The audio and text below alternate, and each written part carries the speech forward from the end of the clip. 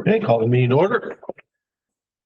All members are present, including our student representatives. There are no additions to the agenda. So we will move to the approval of the agenda. So moved. Second. Moves, Gerald seconds. All in favor, say aye. Aye. Opposed, it passes. Is there any public comment? None. So we're on the consent agenda. Cheryl, do you want to highlight any bills I saw you in today reviewing? I just noticed that the fitness center has gotten some new equipment. Looks like a goodly quantity of it. Mhm. FFA went to the state convention. I see the bill for that. Yep. New ovens in the kitchen. Yes. We heard about those earlier. Yep, we did. Bill is in for those. Mhm. Two new ovens. There was two of them. Yep. They were functioning on one oven. And we were a little concerned that one might not survive the rest of the year. So it was nice to be able to get those replaced.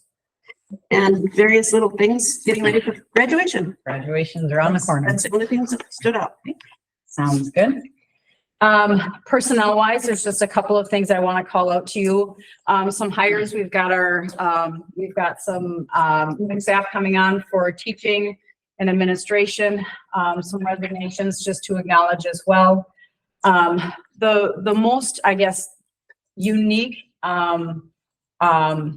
consent agenda item is the general leave of absence for Jasmine Wolters. And the reason I wanted to call that to your attention and why that's unique is because Gerald has talked a little bit about the transition programming that will be taking place in the U zone through the West Central Education District. And we actually have a number of students that will be participating in that program. And so Jasmine had applied for that position, and we discussed the possibility, general leave of absence for her to start the program. Now, I really envision that Jasmine will maintain that program and carry that program forward. But if for some reason that program didn't sustain beyond next year, she would come back to her teaching position here in Paynesville. And I think why that was so important for us to discuss is because we really need that program to be successful for our students that need that level of service and in that program within our community. And if we didn't have access to that programming through the West Central Education District, we would have to create that programming here for additional cost within our district. So my recommendation to the board is to approve a 1-year leave of absence. She would let us know by February, and we've had conversation administratively about how to post that and move forward, but it is unique. And so I wanted to draw attention to why that is unique and why that is on the consent agenda. But beyond that, those are the other piece I'll just call out are the career increments. So you can take a look at those at the top. Every year at this time of year, we approve the career increments that the employees get at the completion of this school year. So those are the consent agenda items, and I'll stand for any questions. Otherwise, look for Donations. every time. I don't know why that is so hard for me. A few big ones. And there are big ones. Thank you for calling that out. So our April 23rd. So the Lions Club. So when the booster was here to do the presentation, that check came into the district. And then just the ongoing donation that comes in from the Dick Dillon Charitable Fund. So that people remember, that really is targeted toward the career and technical education programming. So it is identified through the general fund, but it is very specifically earmarked. So it does not go into just general fund, and it's just expenditures that are kind of consumed. Okay. We are looking at a rotation of equipment to start replacing some of the Innovation Center equipment that was one of his original funds. So we are developing a schedule and rotation and pulling in some pieces, passing out some pieces. So it's going to be a really nice way to continue bringing innovation into the programming as he had intended. And then he also had just a very commitment to the Dollars for Scholars. So just a recognition of those donations. Thank you, Rick, for bringing that out. Okay, any questions? Do we have a motion to accept the Make a consent motion. agenda? I'll second. Cheryl seconds, all in favor, say aye. Aye. Opposed? It passed. Okay, communication items, starting with our superintendent. Okay, so the first full week of May is always Teacher Appreciation Week. So May 6th through 10th is the official week.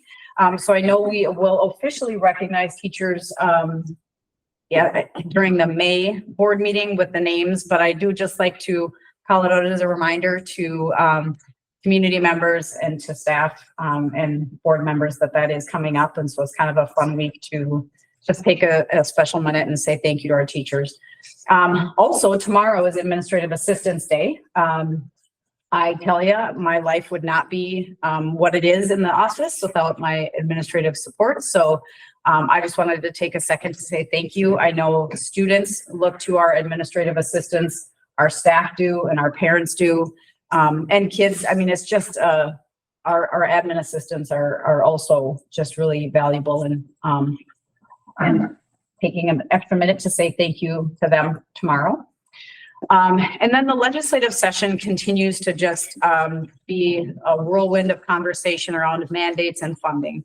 So the biggest thing I want to just call to your attention as we've kind of dug in more to the READ Act are some things that we're looking at for in relation to the secondary. Our elementary has really done a lot of work with our multi-tiered systems of support so we can have reading and math intervention, behavioral supports proactively to through their power half hour and really target the skills that kids need. Through the READ Act, we have to systematically scale that up to the secondary. Now, that's one of the things that we've been talking about, and we've heard presentations from like Maria Rasmussen and from Marie Grothy at our secondary talking about our data K-8, K-10. So we are in a really good position to begin implementing that, but that just continues to be a lot of discussion that's taking place administratively to make sure that we have staff aligned in the right places. And we have time built into the school day to really make sure that our students that are not reading at grade level are having an opportunity for interventions and targeted support to be reading at grade level. So just that continues to be the ongoing, I guess, biggest focus legislatively, because there's been question about the funding. There's been question about which type of curriculum is going to be the evidence-based curriculum that we could purchase. So there's just been a number of items swirling, in that arena. And it's really what it kind of boils down to is are we putting the right systems in place to support our students being able to read at grade level? And that's just the bottom line. So that's the work that continues to be happening administratively. Any questions on the administrative report? Okay, revenues and expenditures have been updated. Again, I don't necessarily have to call this out every month, but just to remind everybody, take a look at the March 31st. We're updated through March 31st. And then we'll continue to, so this one is your revenues tab. And then again, your expenditure.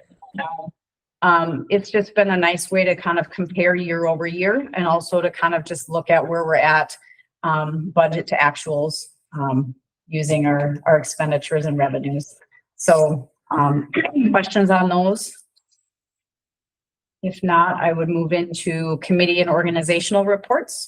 Rick, do you want to speak to negotiations? Negotiations are moving along. We have 2 tentative agreements and still working with the pairs and custodians and support staff. We have to. And our administration. Yep. Yep. So making we're progress. getting there. Yep, making progress.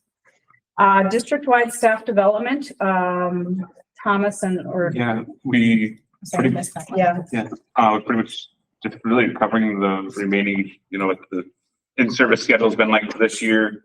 And what we have remaining for service this year, started discussions around the welcome back schedule for next year. And I've already have to start talking about that because really after this next month, we're really not gonna meet much between now and Yep. the start of next year. So, really, that was kind of the two main things, that I felt that we really covered at the rest of them. So. Okay.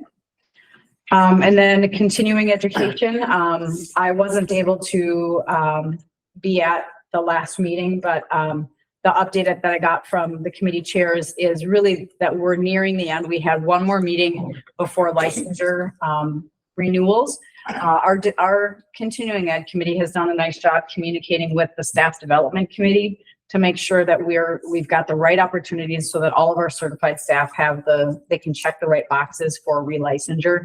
And they can only do, they send the reminders and then it's the staff's job to renew the license. So that's kind of where we are, at this time of the year. Licensure, for teaching license expires June 30th. So we got a little bit of time, but the committee has done a nice job, staying on top of that. Okay, students, report. Sad, we're planning the 5th grade orientation at the moment. Also, we have an activity with the 5th graders on Thursday this week. Then we're trying to plan for other day. Or do you know the day yet? No, I don't think we know yet. We're working on it. Okay. And then for student council, we're planning Fun Sunday. And then we're also trying to get new students to join. Okay, for NHS, we're currently trying to get a middle school spelling bee. Where that was supposed to happen this week, but MCA is kind of ruined our plans, so that might not happen anymore. And then we're starting new elections for our next year reps. That started today. For sports, there is a track meet tonight at BBE. There was also golf tonight for both varsity boys and girls. Last night at ACGC, varsity softball won, and at home, baseball won against ACGC. Varsity baseball and softball play Holding Ford on Thursday. Softball will be at home and baseball at Holding Ford. There's a track meet on Thursday at Sauk Center, and then there's a baseball tournament at home on Saturday. Good activity. Thank you. Okay, we're on to old business. The first piece of business will be the second readings of our policies that we went through last meeting. So you've already seen it once. So tonight we can accept them. Are there any questions about any of them? No, we've seen them, we've read them. All good? There was no comment in the district Okay, office. then we will entertain a motion to accept these policies. Make a motion. I'll give. Okay, Joe got him. Teresa got him a second. All right, okay. All in favor, say aye. Aye. Opposed? Okay, we pass those policies. New business. As was mentioned, it is graduation season, so I'm going to pull up and just I share out the class of 2024. So you will see we have 83 graduates that are recommended for commencement. So just a real quick review of those. Did Bruce make it yet?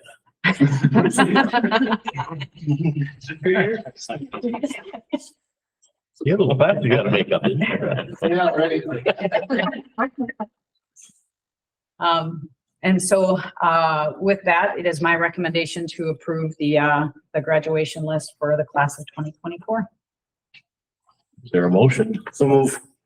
I'll second. Second. All in favor, say aye. Aye.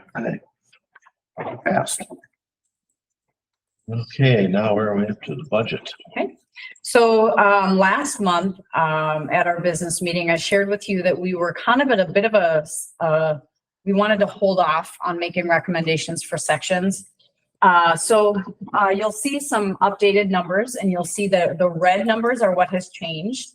And as of the date that I put this together, and this came out in the agenda on Friday. So there were 55 students confirmed for kindergarten.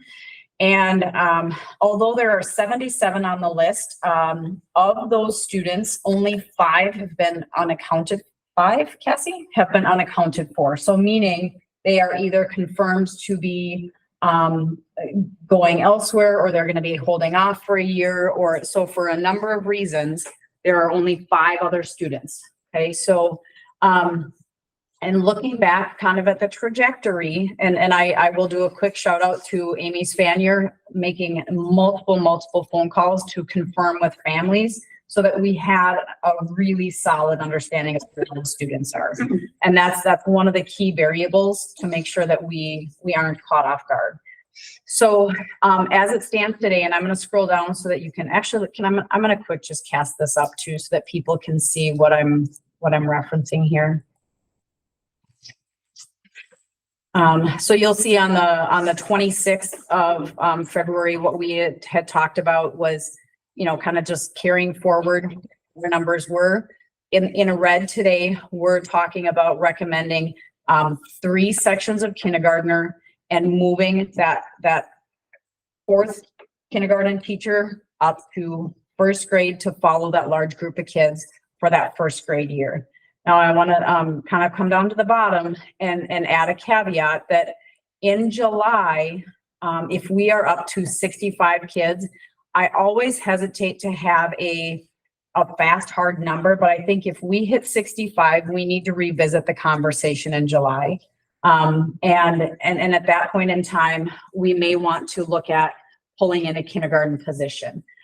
We've done a lot of conversation and review of the multi-age functioning, and Cassie has visited with all the grade levels to kind of look at the pros and the cons, and taking a look at the students that we are as we have them today.